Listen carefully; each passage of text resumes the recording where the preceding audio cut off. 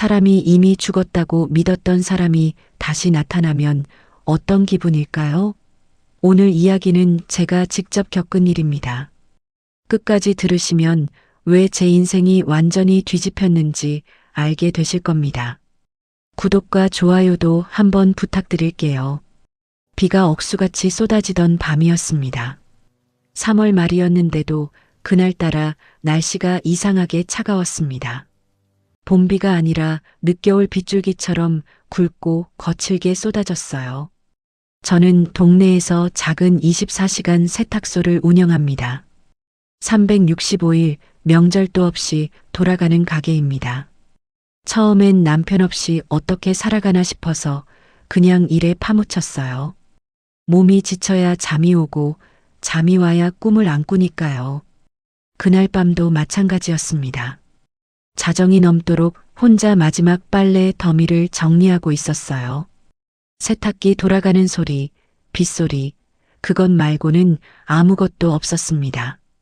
저는 셔터를 반쯤 내리다가 잠깐 밖을 내다봤습니다. 가게 앞 형광등 불빛이 빗속에서 흔들리고 있었고 그 아래 어떤 남자가 서 있었습니다. 처음엔 노숙자인 줄 알았습니다. 흠뻑 젖은 점퍼, 땅을 향한 고개, 어깨까지 내려온 헝클어진 머리카락.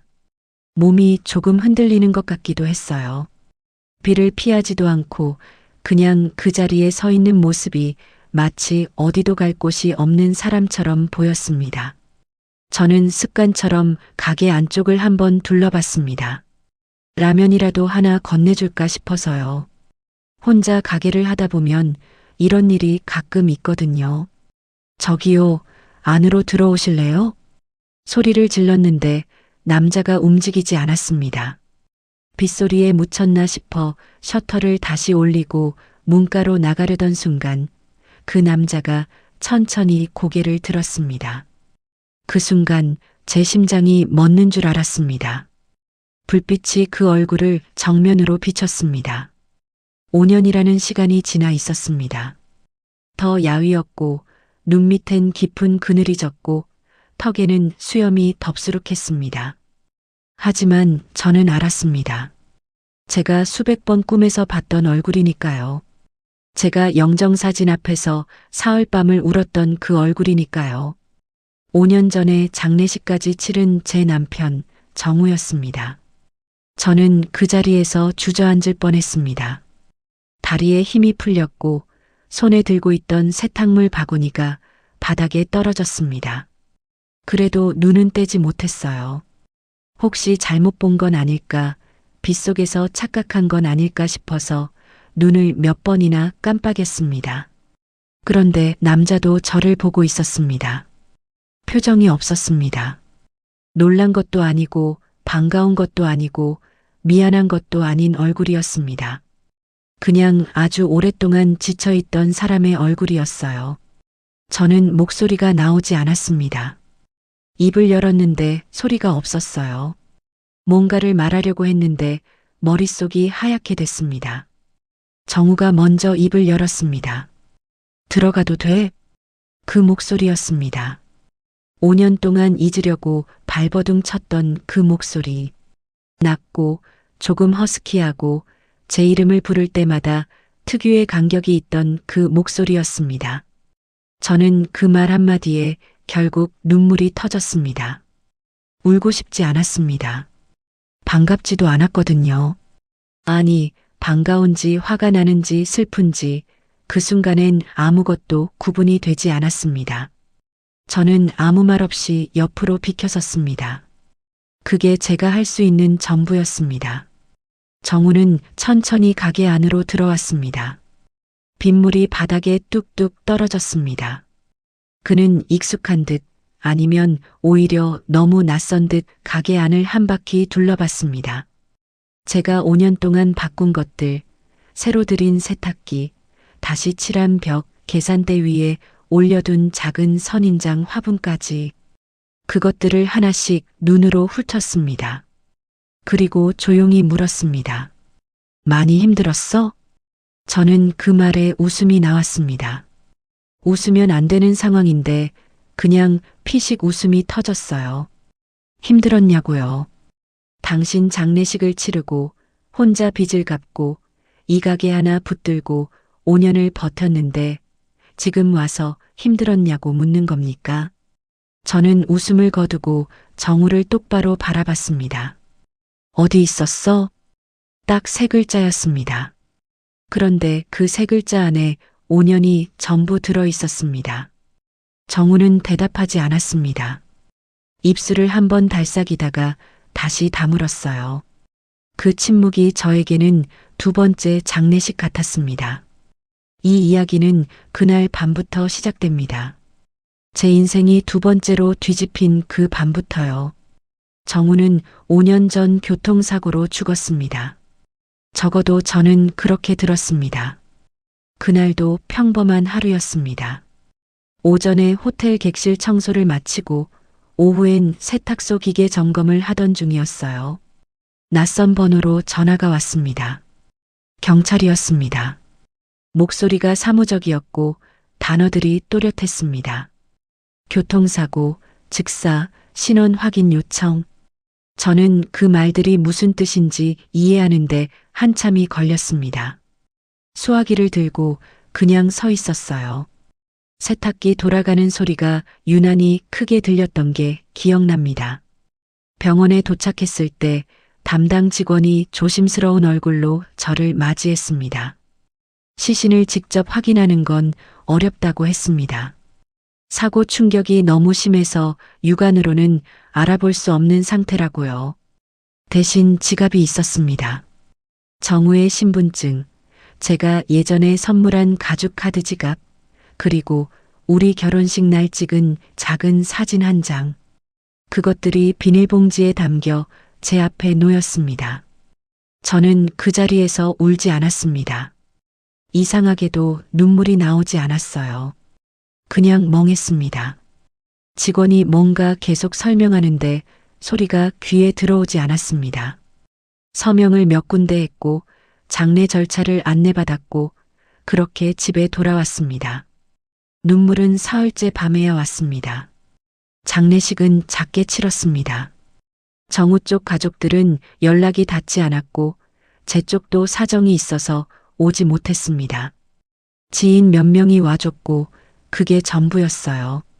영정사진 속 정우는 웃고 있었습니다. 1년 전 제주도 여행에서 찍은 사진이었는데 그날 우리 많이 웃었거든요. 그 사진을 고르면서 손이 떨렸습니다. 장례가 끝나고 일주일 뒤 진짜 문제가 시작됐습니다. 정우의 사업 관련 서류들을 정리하다가 알게 됐습니다. 사업빚, 카드빚, 개인 대출, 숫자를 다 합치니 1억 원이 넘었습니다. 저는 그 빚의 존재조차 몰랐습니다. 정우는 한 번도 말하지 않았어요. 저한테 아무것도 말하지 않은 채 그렇게 갔습니다. 그때부터 사람들 말이 시작됐습니다. 남편이 도망친 거 아니에요? 동네 세탁소 단골 한 분이 처음 그 말을 꺼냈을 때 저는 그냥 웃어넘겼습니다. 하지만 그 말이 귀에서 떠나지 않았어요. 경찰에 다시 연락해서 확인을 요청했습니다. 돌아온 답변은 사고 기록이 있고 현장 처리도 됐고 행정적으로 사망 처리가 완료됐다는 것이었습니다. 저는 그걸로 마음을 닫았습니다. 의심하면서 사는 게 더 힘든 일이라는 걸 알았으니까요. 그냥 죽었다고 믿기로 했습니다. 낮에는 호텔 청소 일을 했습니다. 객실 12개를 혼자 돌렸어요. 무릎이 아프고 허리가 끊어질 것 같은 날에도 쉬지 않았습니다. 밤에는 세탁소로 돌아왔습니다. 기계 앞에 앉아서 빨래를 개고 손님 옷을 정리하고 새벽 2시가 넘어서야 불을 껐어요. 쓰러지듯 잠이 들어야 꿈을 꾸지 않았습니다. 꿈을 꾸면 정우가 나왔거든요. 웃고 있거나 뒷모습만 보이거나 손을 흔들거나. 그 꿈이 싫었습니다. 깨고 나면 다시 혼자라는 게 더 선명해졌으니까요. 5년이 걸렸습니다. 빚을 다 갚는데 마지막 상환을 마친 날 저는 세탁소 문을 잠그고 혼자 소주 한 캔을 마셨습니다. 대단한 감격 같은 건 없었어요. 그냥 오래된 무게 하나가 천천히 내려가는 느낌이었습니다. 이제 좀 살 수 있겠다 싶었습니다. 이제 정말 새로 시작할 수 있겠다고 그렇게 생각했습니다. 그게 딱 3달 전이었습니다. 그리고 오늘 밤 그 사람이 제 앞에 서 있었습니다. 젖은 코트를 입고 있었습니다. 눈빛이 달랐습니다. 제가 알던 정우의 눈은 항상 조금 장난기가 있었는데 지금 이 사람의 눈에는 그게 없었습니다. 오래 어딘가를 헤맨 사람의 눈이었어요. 뭔가를 잃은 채로 오래 걸어온 사람의 얼굴이었습니다. 저는 아무 말도 하지 않았습니다. 할 말이 없었던 게 아니라 어떤 말을 먼저 해야 할지 몰랐습니다. 따지고 싶었고, 울고 싶었고, 나가라고 소리치고 싶었고, 그러면서도 어딘가 발이 떨어지지 않았습니다. 정우가 먼저 입을 열었습니다. 천천히 아주 조심스럽게 혜진아 며칠만 여기서 일하게 해줄 수 있을까? 저는 그 말을 듣고 한동안 아무 반응도 하지 못했습니다. 웃어야 할지 울어야 할지 화를 내야 할지 5년 만에 살아 돌아온 남편이 꺼낸 첫 번째 부탁이 그것이었습니다. 해명도 아니고 사과도 아니고 그냥 일을 시켜달라는 말이었습니다. 가슴 한쪽이 뜨거워지면서 동시에 차가워졌습니다. 저는 천천히 입을 열었습니다. 앉아. 그게 제가 내릴 수 있는 첫 번째 대답이었습니다. 저는 당장 쫓아내야 했습니다. 이성적으로 생각하면 답은 하나였습니다. 문을 가리키고 나가라고 하고 경찰에 신고하거나 아니면 그냥 셔터를 내리면 됐습니다. 5년 전에 죽었다고 믿었던 사람이 멀쩡히 살아 돌아왔다면 그것도 아무런 설명 없이 일을 시켜달라는 말부터 꺼낸다면 정상적인 사람이라면 당연히 그렇게 해야 했습니다. 저도 알고 있었습니다. 그런데 이상하게도 그날 저는 그렇게 하지 못했습니다. 정우는 제가 앉으라고 한 뒤 천천히 세탁소 한쪽 구석 플라스틱 의자에 앉았습니다. 아직도 빗물이 코트에서 뚝뚝 떨어지고 있었어요. 그는 두 손을 무릎 위에 얹고 고개를 약간 숙인 채 아무 말도 하지 않았습니다. 변명을 늘어놓거나 설명을 하려는 기색이 없었어요. 그냥 거기 앉아 있었습니다. 마치 더 이상 아무것도 할 힘이 없는 사람처럼. 저는 그 모습을 외면하고 안쪽으로 들어갔습니다. 손이 먼저 움직였습니다. 머리로 생각하기 전에 몸이 먼저였어요. 전기포트에 물을 채우고 스위치를 눌렀습니다. 찬장을 열었더니 라면이 2개 남아 있었습니다. 하나를 꺼내서 냄비에 물을 올렸습니다. 손이 움직이는 동안 저는 계속 스스로한테 물었습니다. 지금 뭐 하는 거야? 왜 라면을 끓이고 있어? 당장 내쫓아야 하는 거 아니야. 그런데 멈춰지지 않았습니다. 라면이 끓는 동안 저는 정우 쪽을 보지 않았습니다. 괜히 세탁기 상태를 확인하는 척하고 선반을 정리하는 척하고 할 것도 없는 일을 찾아 돌아다녔습니다. 그러면서 계속 그 옆모습이 시야 끝에 걸렸습니다. 고개를 숙인 채 꼼짝 않고 앉아 있는 사람. 5년 전 제가 알던 정우는 저렇게 가만히 있는 사람이 아니었습니다. 조금만 시간이 나도 말을 걸었고 농담을 했고 괜히 옆에 와서 어깨를 툭툭 치는 사람이었어요. 지금 저 사람은 그 정우가 아니었습니다. 라면을 그릇에 담아서 의자 앞 바닥에 내려놓았습니다. 테이블도 없는 세탁소라 어쩔 수 없었어요. 젓가락을 옆에 놓고 저는 일어섰습니다. 뭔가를 말하려다가 그냥 입을 다물었습니다. 정우는 그릇을 내려다봤습니다. 한참 동안 그랬습니다. 젓가락을 들지도 않고 그냥 라면을 바라봤어요. 김이 피어오르고 있었습니다. 저는 그 모습이 이상해서 자꾸 눈이 갔습니다. 왜 안 먹는 거지? 배가 고프지 않은 건가? 아니면 또 무슨 말을 꺼내려는 건가? 그때 정우가 작게 말했습니다. 나 따뜻한 밥 3년 만이야. 저는 그 말을 듣는 순간 숨을 한번 참았습니다. 화가 나야 했습니다. 당신이 어디서 뭘 먹고 살았든 그게 나랑 무슨 상관이냐고, 3년이고 5년이고 당신이 선택한 거 아니냐고 그렇게 말하고 싶었습니다. 실제로 목구멍까지 말이 올라왔어요. 그런데 가슴이 이상하게 아렸습니다. 제가 원하는 감정이 아니었습니다. 나오면 안 되는 감정이었어요. 근데 막아지지 않았습니다.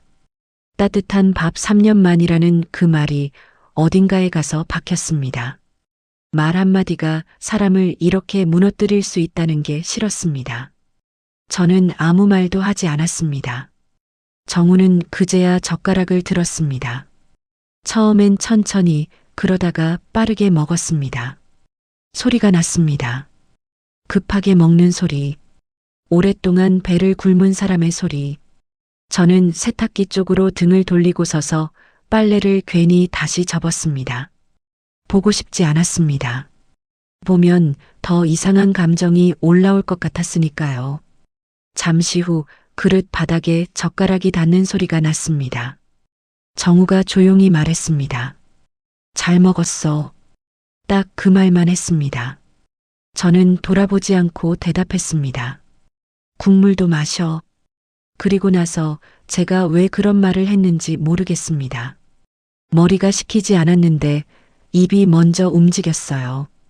저도 당황해서 괜히 더 세게 빨래를 접었습니다. 잠시 후 후루룩 국물을 마시는 소리가 들렸습니다. 세탁소 안이 이상하게 조용했습니다. 빗소리만 지붕을 두드렸습니다. 저는 그 소리를 들으면서 생각했습니다. 이 사람을 왜 들여보낸 건지, 왜 라면을 끓인 건지, 왜 국물을 마시라고 한 건지, 하나도 이해가 되지 않는 제 자신이 그날 밤 가장 낯설었습니다. 하지만 그 이유는 그날 밤이 다 지나도록 찾지 못했습니다. 그날 이후 정우는 세탁소에 남았습니다. 제가 허락한 건 아니었습니다.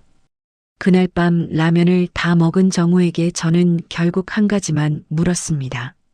잘 곳은 있냐고. 그는 대답하지 않았어요. 대답하지 않는 게 대답이었습니다. 저는 한숨을 한번 쉬고 세탁소 창고 쪽을 턱으로 가리켰습니다. 오래된 간이 침대가 하나 있었거든요.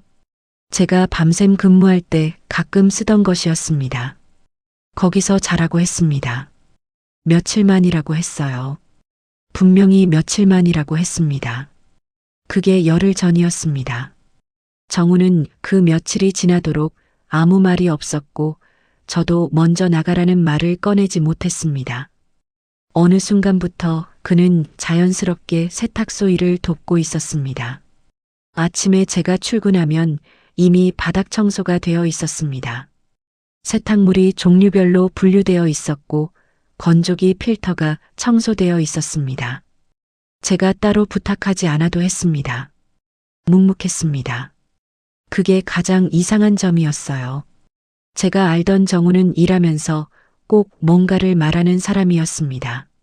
심심하다거나 배고프다거나 오늘 뭐 먹을 거냐거나 입이 쉬지 않았어요. 그런데 지금 이 사람은 하루 종일 말이 없었습니다. 손님이 오면 고개를 꾸벅 숙이고 세탁물을 받고 영수증을 건넸습니다. 그게 전부였어요. 손님들은 새로 직원이 생겼냐고 물었고 저는 그냥 아는 사람이라고만 했습니다. 설명할 말이 없었습니다. 사실 설명할 방법 자체가 없었어요. 그런데 며칠이 지나면서 이상한 점이 눈에 들어오기 시작했습니다. 정우가 자꾸 세탁소 창문 쪽을 바라봤습니다. 처음엔 그냥 멍하니 있는 줄 알았습니다. 피곤해서 잠깐 멍을 때리는 거겠지 싶었어요. 그런데 한 번, 두 번, 날이 갈수록 자주 그랬습니다. 그것도 항상 같은 방향이었어요. 세탁소 건너편 빈 건물 쪽이었습니다. 저도 알고 있는 건물이었습니다. 2층짜리 낡은 상가였는데 1층은 예전에 분식집이었다가 문을 닫은 지 오래됐고 2층은 몇 년째 공실이었습니다. 외벽 페인트가 들뜨고 간판 자리에는 녹슨 볼트만 남아 있었어요. 동네에서도 저 건물 언제 허무냐는 말이 종종 나오는 곳이었습니다. 딱히 볼 게 없는 건물이었습니다. 그런데 정우는 그 건물을 봤습니다.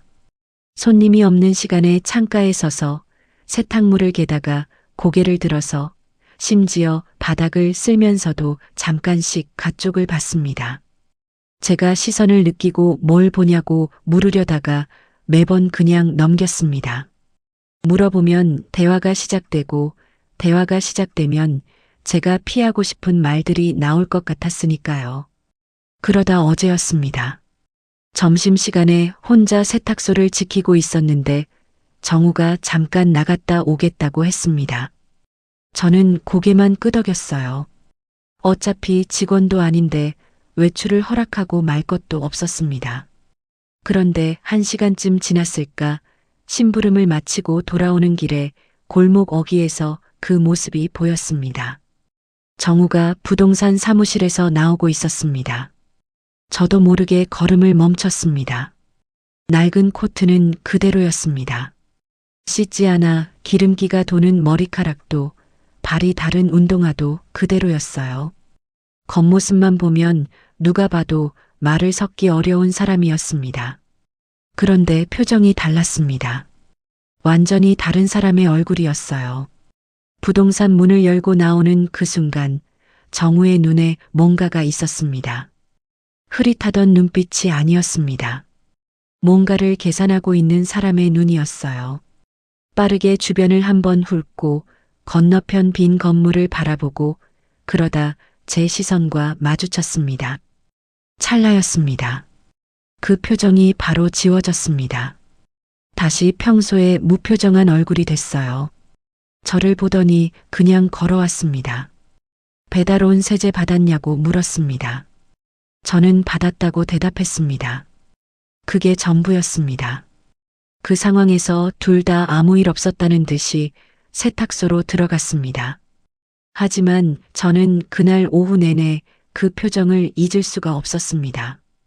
부동산 사무실에서 무슨 이야기를 한 건지, 저 건물을 왜 저렇게 보는 건지, 그리고 무엇보다 5년 동안 어디서 뭘 하다 온 사람이 왜 지금 이 골목에서 저 건물을 그렇게 들여다보는 건지 물어야 한다는 걸 알고 있었습니다.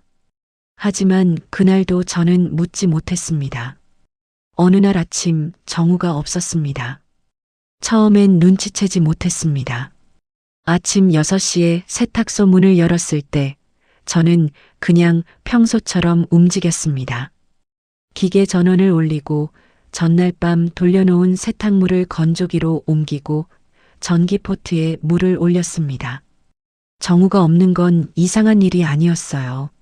일찍 일어나는 편이 아니라서 제가 오픈 준비를 할 때 창고 쪽은 조용한 경우가 많았으니까요. 그런데 8시가 넘어도 기척이 없었습니다. 손님이 2명 다녀갔고 세탁물 4건을 접수했고 저 혼자 바닥을 쓸었습니다.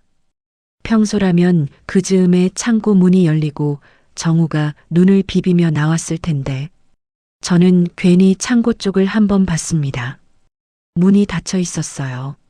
노크를 할까 하다가 그냥 제 일을 계속했습니다. 9시가 됐을 때 저는 창고 문을 열었습니다. 아무도 없었습니다. 간이 침대가 반듯하게 정돈되어 있었습니다. 베개도 가지런히 놓여 있었어요.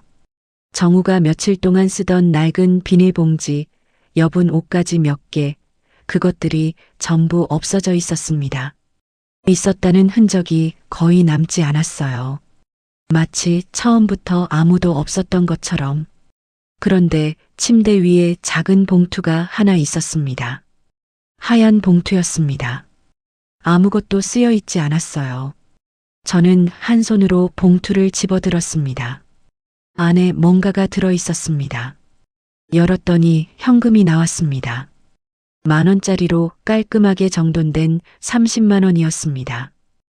그리고 그 아래에 작은 메모 한 장이 접혀 있었어요. 펼쳤습니다. 딱 세 글자였습니다. 신세졌다. 그게 전부였습니다. 저는 그 메모를 들고 한동안 서 있었습니다. 뭔가를 기다렸던 것 같아요.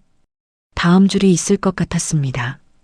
설명이 있거나 어디 간다는 말이 있거나 아니면 미안하다는 말이라도. 그런데 아무것도 없었습니다. 종이를 뒤집어 봤습니다. 뒷면도 비어 있었어요. 신세졌다. 그 말 한 줄로 끝이었습니다. 저는 메모를 다시 접어서 봉투 안에 넣었습니다. 봉투를 들고 창고에서 나와서 계산대 위에 올려놓았습니다. 그러고는 아무 일도 없었다는 듯이 세탁기 앞에 앉았습니다. 세탁이 끝났다는 알람이 울리고 있었어요. 저는 기계 문을 열고 빨래를 꺼냈습니다. 손이 기계적으로 움직였습니다. 화가 났습니다. 제가 왜 화가 나는지 정확히는 모르겠었습니다. 어차피 오래 있을 사람이 아니라는 건 알고 있었어요. 기대한 것도 없었습니다. 설명을 들을 거라고 생각하지도 않았어요. 그런데도 화가 났습니다. 30만 원. 열흘 동안 청소하고 세탁물 나르고 바닥 쓸고 건조기 돌린 게 30만 원이라는 게 아니었습니다. 그것도 아니었어요. 그냥 또 이렇게 사라진다는 게 화가 났습니다. 5년 전처럼. 5년 전에도 아무 말이 없었습니다. 그냥 어느 날 사고가 났고 죽었다는 연락이 왔고 저는 영문도 모른 채 장례를 치렀습니다. 그리고 지금도 똑같았어요. 어느 날 나타났고 열흘을 있었고 또 아무 말 없이 갔습니다. 이 사람한테 저는 항상 통보를 받는 쪽이었습니다. 한 번도 먼저 물어봐 준 적이 없었어요. 어떻게 할 거냐고, 괜찮냐고 그런 말을 한 번도. 빨래를 개다가 손을 멈췄습니다. 허탈했습니다.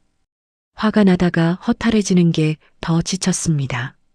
화가 나려면 뭔가 힘이 있어야 하는데 허탈하면 그냥 다 빠지는 느낌이에요. 저는 계던 수건을 내려놓고 잠깐 의자에 앉았습니다. 창밖을 봤습니다. 건너편 빈 건물이 보였습니다. 정우가 매일 바라보던 그 건물이요. 아직도 똑같이 낡고 조용하고 아무것도 아닌 건물이었습니다. 왜 저 건물을 그렇게 봤는지, 부동산에서 뭘 알아봤는지, 5년 동안 어디 있었는지, 이제 물어볼 수도 없게 됐습니다. 다시 돌아오지 않을 수도 있었어요. 아니, 안 돌아오는 게 맞을지도 모릅니다. 저도 그게 더 나을 수 있었어요. 그런데 왜 이렇게 조용한 게 어색한 건지. 열흘 전까지 혼자였고 그 전 5년 동안도 혼자였는데 고작 열흘이었는데 저는 계산대 위에 올려놓은 봉투를 다시 한번 바라봤습니다. 신세졌다. 그 세 글자가 자꾸 눈에 걸렸습니다. 미안하다는 말도 아니고 고맙다는 말도 아니고 그냥 신세졌다. 이 사람은 끝까지 이런 사람이구나. 저는 자리에서 일어나 다시 빨래를 집어들었습니다. 해야 할 일은 있었습니다. 슬퍼할 시간도 화낼 시간도 없었어요. 원래 그렇게 살아왔으니까요. 그냥 또 혼자구나. 그렇게 생각했습니다. 정우가 사라지고 나서 일상은 빠르게 제자리로 돌아왔습니다. 아니, 정확히는 돌아온 척했습니다. 아침에 문을 열고 세탁물을 받고 기계를 돌리고 저녁에 문을 닫았습니다. 예전과 똑같은 순서였어요. 달라진 건 창고 문이 항상 닫혀 있다는 것, 그리고 바닥을 제가 직접 쓸어야 한다는 것 정도였습니다. 별것 아닌 차이였습니다. 원래 제가 다 하던 일이었으니까요. 그런데 자꾸 건너편 건물에 눈이 갔습니다. 정우가 그랬던 것처럼 저도 어느 순간부터 그 빈 건물을 바라보고 있었습니다.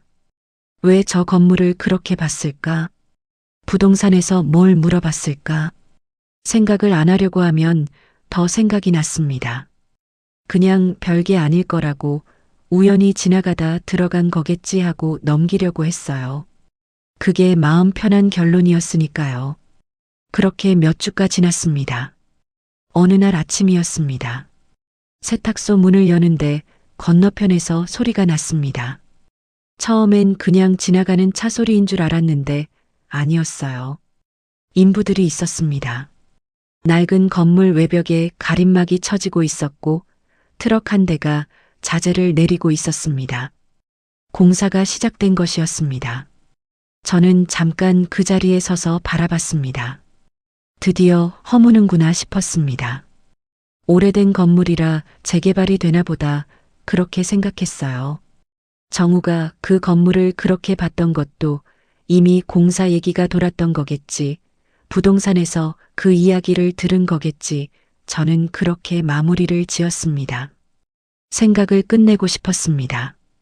가게 안으로 들어가서 일을 시작했습니다. 며칠 동안 공사 소리가 들렸습니다. 망치 소리, 자재 내리는 소리, 인부들 목소리. 처음엔 시끄럽다고 생각했는데 며칠이 지나니 익숙해졌어요. 건물 외벽이 새로 정리되고 창문 틀이 바뀌고 낡은 간판 자리에 새 뭔가가 들어오고 있었습니다. 허무는 게 아니라 리모델링이었습니다.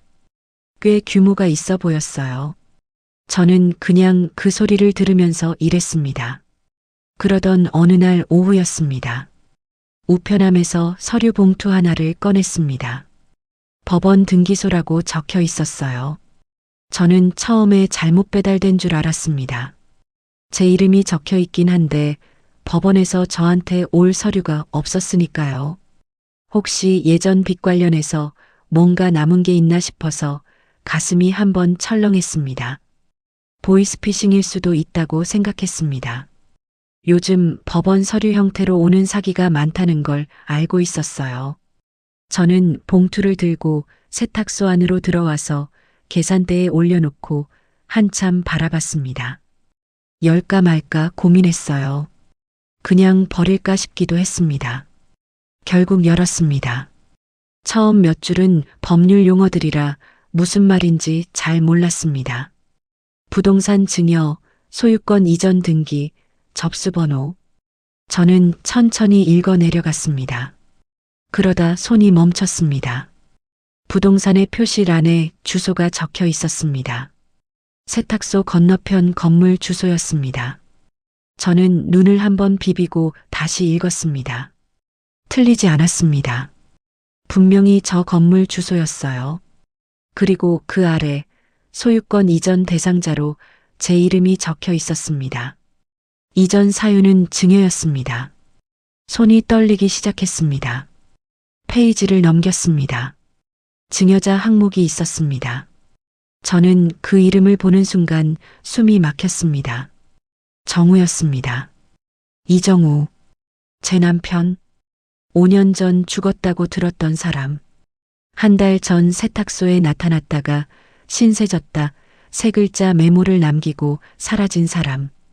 그 이름이 증여자 칸에 또렷하게 찍혀 있었습니다. 서류를 들고 있는 손이 계속 떨렸습니다. 이게 무슨 말인지 이해하는데 시간이 걸렸습니다. 저 건물이 정우 소유였다는 건지, 그걸 저한테 넘긴다는 건지, 그렇다면 저 공사는 며칠 동안 들려온 저 망치 소리는 전부 처음부터 계획된 거였다는 건지. 저는 서류를 내려놓고 창밖을 봤습니다. 가림막 너머로 공사가 한창이었습니다. 인부들이 움직이고 있었어요.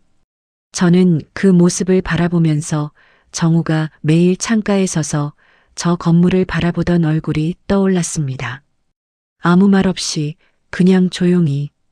그리고 부동산에서 나오던 그 순간의 눈빛. 뭔가를 계산하고 있던 그 표정. 그게 다 이것 때문이었습니다. 저는 한동안 움직이지 못했습니다.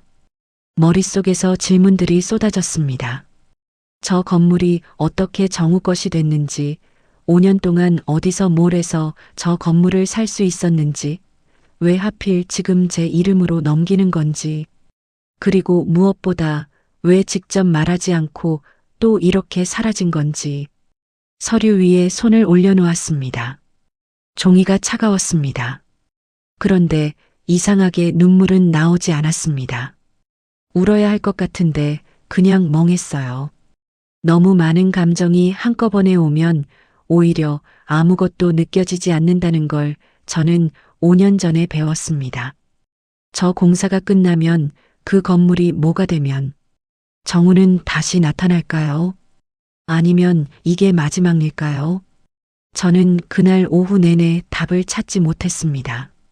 서류를 받은 다음 날 저는 변호사를 찾아갔습니다. 혼자 해결하려고 했습니다. 법원 서류를 들고 인터넷을 검색했습니다. 부동산 증여, 소유권 이전, 절차가 어떻게 되는지. 그런데 읽으면 읽을수록 모르는 말이 많았어요. 무엇보다 제가 알고 싶었던 건 법률 절차가 아니었습니다. 이 서류가 진짜인지, 정우가 어떻게 저 건물을 갖고 있었는지, 왜 저한테 넘기는 건지, 그런 것들은 인터넷에 나와 있지 않았습니다. 결국 동네 법률사무소 문을 두드렸습니다. 변호사는 50대 초반으로 보이는 조용한 사람이었습니다. 서류를 건넸더니 말없이 훑어봤습니다. 안경을 고쳐 쓰고 한 장씩 넘기는 동안 저는 맞은편 의자에 앉아서 손을 무릎 위에 올려놓고 있었습니다. 긴장하지 않으려고 했는데 심장이 빠르게 뛰었어요. 변호사가 서류를 내려놓으며 말했습니다. 이 건물은 남편분이 오래전부터 가지고 있던 겁니다. 저는 그 말의 의미를 한 번에 이해하지 못했습니다. 오래전이라면요? 등기 이력을 보면 꽤 됩니다. 최소 7, 8년은 넘었어요. 사업 운영하시던 시절부터 명의를 따로 관리하신 것 같습니다. 7, 8년. 그러니까 우리가 같이 살던 시절부터였습니다. 정우가 사업을 하던 때 제가 아무것도 모르고 옆에 있던 그 시절부터 저 건물은 정우 것이었습니다. 저는 그 사실이 잘 믿기지 않았습니다. 그걸 왜 말하지 않았을까요? 제 말이 혼잣말처럼 나왔습니다. 변호사한테 물은 게 아니었는데 그가 천천히 입을 열었습니다. 그 부분에 대해서는 제가 드린 것이 있습니다. 서랍을 열어 봉투 하나를 꺼냈습니다. 흰 봉투였는데 제 이름이 손으로 적혀 있었습니다.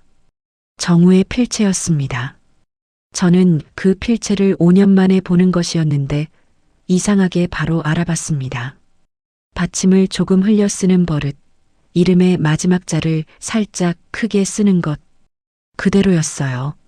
남편분이 맡겨두신 겁니다. 전달해달라고 하셨어요. 저는 봉투를 받아들었습니다. 손이 떨렸습니다. 뜯어야 하는 건 아는데 손가락이 쉽게 움직이지 않았어요. 변호사가 자리에서 일어나며 잠깐 자리를 비우겠다고 했습니다. 배려였습니다. 저는 고맙다는 말도 못하고 봉투를 바라봤습니다. 천천히 열었습니다. 편지지 한 장이었습니다. 반듯하게 접혀 있었어요. 펼치는데 종이 냄새가 났습니다. 오래된 것은 아니었어요. 최근에 쓴 것이었습니다. 글씨가 또렷했습니다. 읽었습니다. 사업 망했을 때 너 이름까지 망가질까봐 숨겼다. 언젠가 돌려주려고. 저는 그 문장에서 한번 멈췄습니다. 숨겼다. 그 단어가 가슴 한가운데 박혔습니다. 제가 5년 동안 억울했던 것 중 하나가 바로 그것이었습니다. 왜 말하지 않았냐고. 왜 혼자 다 끌어안고 있었냐고. 빚이 있으면 같이 짊어지면 됐잖냐고. 수백 번 속으로 따졌던 말들이었어요. 그런데 그 한 문장이 그 따짐들을 전부 조용하게 만들었습니다. 너 이름까지 망가질까봐. 저는 계속 읽었습니다. 사업이 무너지면서 채권자들이 붙기 시작했다고 했습니다. 제 이름이 공동 채무자로 묶일 수 있었다고. 그걸 막으려면 저랑 완전히 분리가 되어야 했다고. 그래서 선택한 게 사라지는 것이었다고. 사고는 우연이 아니었습니다. 계획된 실종이었어요. 신분증과 지갑을 다른 사람 시신 옆에 두고 저는 그걸 남편의 죽음으로 받아들였고 그렇게 저는 채무 관계에서 벗어날 수 있었다고 했습니다. 읽는 동안 손이 계속 떨렸습니다. 화가 났습니다. 당연히 화가 났어요. 저한테 한마디도 없이 혼자 결정한 것들, 제가 장례를 치르는 동안 어딘가에 살아 있었다는 것, 제가 5년을 울면서 버티는 동안 그 사람은 살아 있었다는 것, 그게 저를 지키기 위한 선택이었다고 해도 화가 났습니다. 그런데 읽을수록 화만 나지는 않았습니다. 건물 이야기가 나왔습니다. 사업이 무너지기 전에 유일하게 지켜낸 것이 그 건물이었다고 했습니다. 채권자들 손에 넘어가지 않도록 오래전부터 따로 관리했다고, 언젠가 혜진이한테 돌려줄 수 있을 거라고 믿었다고, 5년 동안 작은 일들을 하면서 건물을 유지했고 이전할 수 있는 상태가 됐을 때 찾아온 거라고 했습니다. 그래서 그날 밤 나타난 거였습니다. 그래서 세탁소 건너편에 서 있었던 거였어요. 마지막 문장이 있었습니다. 그날 라면 끓여줬을 때 결심했다. 저는 그 문장을 읽고 한동안 편지에서 눈을 떼지 못했습니다. 라면 한 그릇이었습니다. 말도 없이 전기포트에 물을 올리고 냄비를 꺼내고 국물 마시라고 했던 그 밤이었습니다. 저는 그냥 몸이 움직인 거라고 생각했는데, 아무 의미 없는 행동이라고 생각했는데, 정우는 거기서 결심을 했다고 했습니다. 저는 편지를 무릎 위에 내려놓았습니다. 창밖으로 빛이 들어오고 있었습니다. 눈물이 나올 것 같았는데 이상하게 나오지 않았습니다. 그냥 가슴이 조용했습니다. 오래 꽉 막혀 있던 것이 천천히 풀리는 느낌이었어요. 화가 나는지 고마운지 여전히 구분이 되지 않았습니다. 하지만 그날 처음으로 이 사람을 이해할 수 있을 것 같다는 생각이 들었습니다. 변호사 사무실에서 돌아오는 길이 길게 느껴졌습니다. 평소에 10분이면 오는 거리인데 그날은 한 블록씩 걸으면서 자꾸 멈췄습니다. 편지 내용이 머릿속에서 계속 재생됐어요. 문장들이 순서 없이 떠올랐습니다. 너 이름까지 망가질까봐. 언젠가 돌려주려고. 라면 끓여줬을 때 결심했다. 세탁소에 돌아와서도 멍하니 있었습니다. 기계가 돌아가는 소리가 들렸고 손님이 한 명 다녀갔고 저는 영수증을 끊으면서도 다른 생각을 하고 있었어요. 밤이 깊어서야 셔터를 내렸습니다. 집에 가서 누웠는데 잠이 오지 않았습니다. 천장을 보면서 정우 얼굴을 생각했습니다. 라면을 먹으면서 따뜻한 밥 3년 만이라고 했던 목소리. 부동산 사무실에서 나오던 그 눈빛. 신세졌다 세 글자만 남기고 사라진 아침. 이 사람이 5년 동안 무엇을 하면서 살았는지, 어디서 어떻게 버텼는지. 편지에는 그 이야기가 없었습니다. 다음 날 아침이었습니다. 평소보다 일찍 세탁소로 나왔습니다. 잠을 제대로 못 잔 탓에 눈이 뻑뻑했어요. 셔터 자물쇠를 풀고 끌어올리는데 뭔가 시야에 걸렸습니다. 누군가 서 있었습니다. 세탁소 벽에 등을 기대고 고개를 약간 숙이고 있었습니다. 저는 셔터를 올리다 말고 그 자리에 섰습니다. 심장이 한번 크게 뛰었어요. 정우였습니다. 며칠 전보다 더 야위어 보였습니다. 얼굴에 핏기가 없었고 눈밑이 어두웠어요. 옷은 정과 같은 코트였는데 뭔가 더 작아진 것 같았습니다. 사람이 짧은 시간에 이렇게 달라질 수 있나 싶을 정도였어요. 저는 아무 말도 하지 않았습니다. 그도 처음엔 말이 없었어요. 잠깐 서로를 봤습니다. 새벽 공기가 차가웠고 골목은 조용했습니다. 정우가 먼저 입을 열었습니다. 마지막으로 라면 한 번만 더 먹고 가도 될까? 목소리가 전보다 낮았습니다. 힘이 없다기보다는 많이 가라앉은 느낌이었어요. 저는 그 말을 듣고 잠시 그를 바라봤습니다. 마지막이라는 단어가 귀에 걸렸습니다. 물어봐야 한다는 생각이 들었지만 그 순간은 그냥 고개를 끄덕였습니다. 들어와. 셔터를 다 올리고 문을 열었습니다. 정우는 천천히 들어왔습니다. 예전에 앉던 자리, 구석 플라스틱 의자에 앉았어요. 저는 말없이 냄비를 꺼냈습니다. 물을 올리고 라면을 넣었습니다. 손이 익숙하게 움직였습니다. 이걸 또 하고 있구나 싶었지만 이상하게 어색하지 않았어요. 라면이 끓는 동안 우리 둘 다 말이 없었습니다. 세탁기 돌아가는 소리만 났습니다. 저는 냄비를 저으면서 괜히 불세기를 조절하고 면이 퍼지지 않게 살피고 작은 일에 집중했습니다. 정우는 그 사이 테이블도 없는 바닥에 그릇이 놓이는 걸 그냥 바라봤습니다. 이번엔 나란히 앉아서 먹었습니다.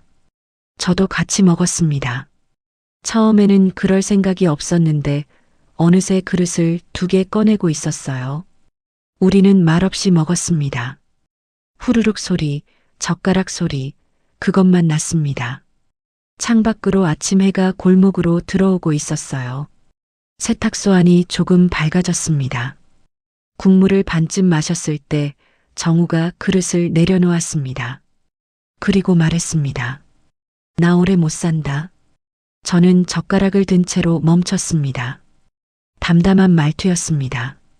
고백하듯이 혹은 오래전부터 알고 있었던 사실을 꺼내듯이 저는 그 말이 어떤 의미인지 바로 알아들었습니다. 병이라는 걸, 그리고 아마 가볍지 않다는 것도 물어보고 싶었습니다. 무슨 병인지, 얼마나 됐는지, 치료는 받고 있는지, 말들이 목구멍까지 올라왔어요.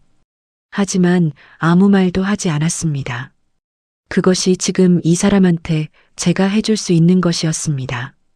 캐묻지 않는 것, 불쌍하게 보지 않는 것, 그냥 옆에서 같이 라면이나 먹는 것. 우리는 다시 말없이 남은 국물을 마셨습니다. 그릇을 다 비웠을 때 정우가 자리에서 일어났습니다. 코트를 여미고 제가 치우기 전에 자기 그릇을 들고 싱크대 앞에 가져다 놓았어요. 그리고 천천히 문 쪽으로 걸어갔습니다. 저는 그 뒷모습을 봤습니다. 문손잡이에 손을 얹는 순간 저도 모르게 입이 열렸습니다. 잘 가. 딱 그 2마디였습니다. 정우는 뒤돌아보지 않았습니다. 잠깐 걸음을 멈추는 것 같았습니다. 어깨가 아주 조금 움직였어요. 그리고 그냥 문을 열고 나갔습니다. 셔터 너머로 발소리가 멀어졌습니다. 저는 한동안 그 자리에 서 있었습니다. 싱크대에 놓인 그릇 2개를 봤습니다. 나란히 놓인 젓가락을 봤습니다. 창밖으로는 골목에 아침 햇살이 가득했습니다. 이상하게 울고 싶지 않았습니다. 5년 전 장례식장에서는 사흘밤을 울었습니다. 그런데 지금은 눈물이 나지 않았어요. 슬프지 않은 게 아니었습니다. 슬픔의 모양이 달랐습니다. 찢어지는 것이 아니라 조용히 가라앉는 슬픔이었어요. 저는 그날 처음으로 알았습니다. 사람이 떠나도 모든 게 끝나는 건 아니라는 걸. 남겨진 사람이 그 자리에서 계속 살아간다는 것 자체가 이미 무언가가 이어지고 있다는 뜻이라는 걸. 라면 국물이 식어가는 그릇 2개가 오래도록 그 자리에 있었습니다. 저는 세탁기 전원을 올렸습니다. 오늘도 일을 시작해야 했습니다.